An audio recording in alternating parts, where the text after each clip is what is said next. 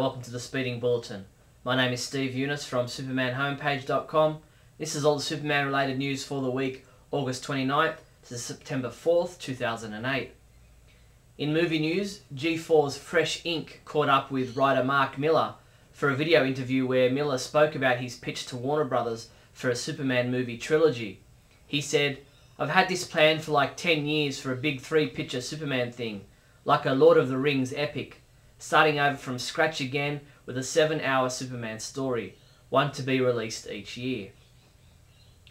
Warner Home Video announced the upcoming release of a Superman 4-film favourites DVD collection, which will collect together all 4 Christopher Reeve Superman movies onto a 2-disc DVD set.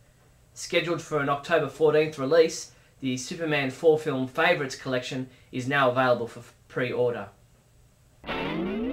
The CW released more images from the premiere episode of Season 8 of Smallville this week, as well as a video trailer. Remember, this episode, titled Odyssey, airs in the US on Thursday, September 18th at 8 PM on the CW. The CW also released 13 images from the second episode of Season 8, titled Plastique. No description has yet been released for this episode, while Jeff Johns posted a message over on comicblock.com updating fans on his progress writing an episode of Smallville for Season 8, which will introduce the Legion of Superheroes. He said, "They are absolutely 100% on point with the Legionnaires and their relationship with Clark Kent. I can say you'll see an appearance by one of the Legion's better-known enemies, but I can't reveal who just yet." Jeff's episode will be the 11th episode of Season 8. Warner Brothers is running a Smallville trailer contest to see which Smallville fan can create the best tribute video trailer. Contestants are asked to create their own video trailer using the library of video clips, sound effects, music, transitions, and graphics provided at smallvilletrailermaker.com. The contest ends on September 23rd, and the grand prize is a Nokia 5310 Express Music phone, a 37-inch LCD TV, and a Smallville Ultimate Fan gift set. Warner Home Video in the UK announced that Smallville the Complete 7th season will be available on Blu-ray and DVD from October 13th, while Season 6 will also be available on Blu-ray for the first time on the same day.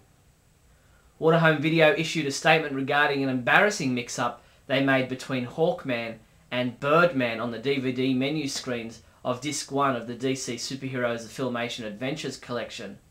Apparently, Warner's artists made a mistake in some DVD menus by placing images of Hanna-Barbera's Birdman instead of Hawkman.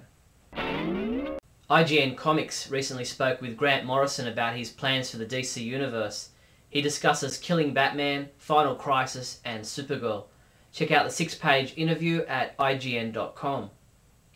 Superman homepage writer Jason LaRouche caught up with artist Tim Sale at the recent annual Fan Expo, hosted by Hobbystar at the Metro Toronto Convention Centre. You can read his complete report at the website now. CBR's Lying in the Gutters reveals that DC Comics is set to release an additional kids comic book series in the near future. DCU Elementary is an upcoming DC project with all the bad guys and good guys of the DC Universe at school. Obviously aimed at young children, DCU Elementary does not have a release date as yet, but it's just a matter of time. Superman comic books we reviewed this week included Superman 679, which was reviewed by Neal Bailey, who rated it a 2 out of 5, saying, "Damn it, I want to like this. I want James Robinson to rock." Trinity number 13 was reviewed by our own Trinity, Barry, Neal and Jeffrey, with Barry giving it a 3 out of 5, Jeffrey a 2 out of 5, and Neal a 1 out of 5. Barry Fryman reviewed Final Crisis Superman Beyond number 1, which he rated a 4 out of 5, saying, "This is definitely a story only Morrison could tell." DC Universe Last Will and Testament number 1 was reviewed by Neal, who said, "All in all, a vanity project, honestly," and rated it a 2 out of 5. Neal also reviewed Justice Society of America number 18, rating it a 4 out of 5, saying, "Everything was, true to the last few issues, utterly incredible." Tom L. looked back at December 1967 and reviewed The Flash number 175, which featured the Race to the End of the Universe story, which is a race between Superman and the Flash. Superman comics shipping this week from September 4th, a day late due to Labor Day, include Supergirl number 33, Trinity number 14, Action Comics 866 second printing, Invasion trade paperback, Showcase presents Superman Volume 4 trade paperback, and Death of the New Gods hardcover.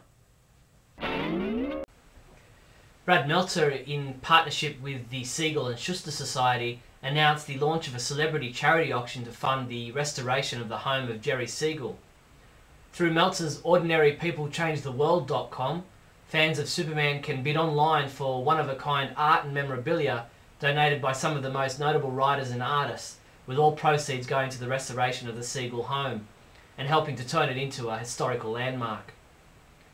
Jollibee, a hamburger chain in the Philippines, is currently giving away Superman toys with their kiddies meals. There are 3 Superman toys to collect: Superman Crypto Spinner, Superman Crypto Smasher, and Superman Crypto Launcher. The Superman homepage Super Trivia Quiz has been updated again. This month the 3 questions we're asking are: what is Davis Bloom's occupation in the TV series Smallville? How many security guards stormed the bank rooftop in an attempt to stop the Gatling gunman in Superman Returns? And name the actor who portrayed Inspector Henderson in the Adventures of Superman TV series of the 1950s. Visit the site now if you think you can answer all 3 questions. Superman homepage reviewer James Lance continues reviewing story arcs from the 1940 Superman radio series. This week he reviewed the Dead Voice saga, which sees Batman and Robin seeking out Superman's help. And that's all the Superman related news there was for the week August 29th to September 4th. I'm Steve Younis from SupermanHomepage.com.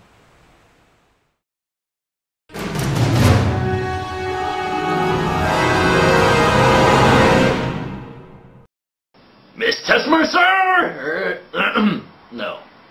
That doesn't work. Tess Mercer. Not Mrs. Tessmacher.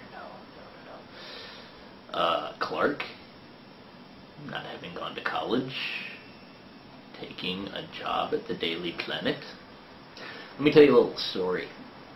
I went to college for 5 years, and I didn't take any journalism classes. I'm still a journalist. I've written over 600 pieces for the Superman homepage, and I've been in papers. I wrote to my local paper, and I said, hey man, give me a job. I'm desperate, and I can write, and I said that arrogant as can be, and the guy said, you don't have a college degree, go jump in the lake. So I showed tenacity and spunk, the same thing that Clark Kent is supposed to show that gets Perry White his job. And I sent him a letter, a 6-page letter, saying, yeah, see, I'm really, really poor, and I've got all this, experience with the Superman homepage. And he sent me a form rejection letter. That's the way it happens in real life. It's fiction, I know. We're supposed to just be able to accept those things. But at the same time, Clark is a role model. Clark is an idol. And I'm not one to say college makes you a smart person. I'm not one to say college makes you a better person, because I've known many, many people who never went to college who are absolutely brilliant and worthy. I think in order to maintain the facade, the mild-mannered reporter, instead of a guy who's going to drag attention to himself, he's kind of got to go to college a bit.